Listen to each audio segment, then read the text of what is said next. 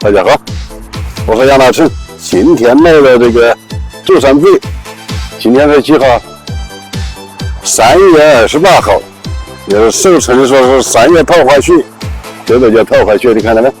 山上全都发芽了，又看到了一场雪。这个美景好漂亮啊！这也就是说今年的最后一场雪了。